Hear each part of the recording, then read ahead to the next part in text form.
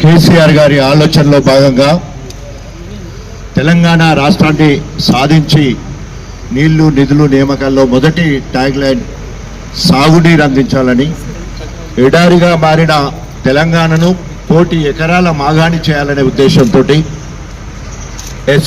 SRSP పునర్జీవ పథకం తీసుకొచ్చి, అదేవిధంగా కాళేశ్వరం ప్రపంచంలోనే బహుళార్థ సాధక ప్రాజెక్టుగా 3 సంవత్సరాల కాలంలో పూర్తి చేసి 240 టీఎంసీ నీటి సామర్థ్యంతో ఇండైరెక్ట్గా 500 టీఎంసీ నీటిని అందించడానికి 22 జిల్లాలకు పాకే విధంగా ఈ కార్యక్రమం చేపట్టి, కింద సమ్మక్క సారాలమ్మ బ్యారేజ్ ద్వారా దేవాదుల ప్రాజెక్టు, అటు కింద సీతారామ ప్రాజెక్టు, అదేవిధంగా పాలమూరు రంగారెడ్డి ప్రాజెక్టు, ఇవన్నీ చేసి 1,00,00,000 ఎకరాల మాగాన్ని అందించాలనే ఆలోచనతో కేసీఆర్ గారు ముందుకు పోయి, ఆ క్రమంలో మరి కొద్ది ఓట్లతో ఓడిపోయినప్పటికీ చిత్తశుద్ధితో ముందు పోతున్న క్రమంలో బీఆర్ఎస్ ప్రభుత్వం ఇట్స్ ఎ ఫెయిల్యూర్ గవర్నమెంట్ అని, లేదా ఫెయిల్యూర్ ప్రాజెక్ట్ అని చూపించడం కోసము ఈరోజు ఒక విధ్వంసాల పునాదుల మీద కాంగ్రెస్ ప్రభుత్వాన్ని నడిపిస్తున్నాడు రేవంత్ రెడ్డి.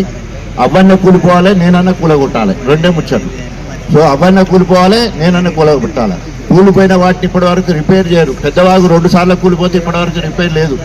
ఎస్ఆర్ఎస్ అక్కడ ఎస్ఎల్బిసిలో 8 మంది సజీవ జవనం అయితే వాటి గురించి పట్టించుకున్న నాదుడు లేదు. సుంకిశాల ప్రాజెక్టు కొట్టుకపోతే దాన్ని పట్టించుకునే పరిస్థితి లేదు. అదేవిధంగా పాలమూరు రంగారెడ్డి ప్రాజెక్టులో ఒక పంప్ హౌస్ దగ్గర డయాఫ్రామ్ కొట్టుకోకపోతే దానికి మరమ్మతు లేదు. అదేవిధంగా గాలి కుంగిపోయి ఎలాంటి డిస్టర్బెన్స్ లేకుండా కూడా కాళేశ్వరాన్ని ఒక ఫెయిల్యూర్ ప్రాజెక్టుగా చూపించాలనే ఉద్దేశంతో దీనికి సంబంధించిన ఎలాంటి కాంట్రాక్టర్ వెళ్తే ఏజెన్సీ ఉందో చేస్తామని ముందుకు వచ్చినా కూడా చేస్తే ఎక్కడ కేసీఆర్ గారికి పేరు వస్తుందనే ఉద్దేశంతో ఈరోజు మరి 2.5 సంవత్సరాలు పడావేసి ఇప్పుడు ఆగమేఘాల మీద మరి కేసీఆర్ గారు మళ్ళీ ప్రజల్లోకి వస్తున్నాడు, జగిత్యాలకు వస్తున్నాడు. దాన్ని ఏ విధంగా డైవర్ట్ చేయాలనే ఉద్దేశంతో అన్ని డైవర్ట్ పాలిటిక్స్ చేసుకుంటూ హైడ్రా పేరుతోటి, మోసీ ప్రక్షాళన పేరుతో వదక కూలగొడుతూ, మరి కూలగొట్టిన వాటిని రిపేర్ చేయకుండా ఇప్పటి వరకు మళ్ళీ ఇది కూడా వానకాలం వరకు ఎంక్వైరీస్ అవుతారట. వానకాలం అయిపోయిన తర్వాత మళ్ళీ వేసంగి సమయం వరకు రిపేర్లు చేస్తారట. దొంగలు పడ్డాక 6 నెలలకు కుక్కలు మొరిగినట్టు ఇప్పుడు మరి రేవంత్ ఆలోచన అట్లే ఉన్నది.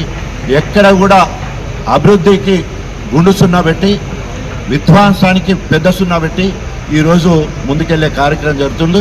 ఇప్పటికైనా రేవంత్ రెడ్డికి ఏమాత్రం సిద్ధశుద్ధి ఉన్నా రైతులకు 5 పంటలు పోయినందుకు రైతులందరికీ క్షమాపణ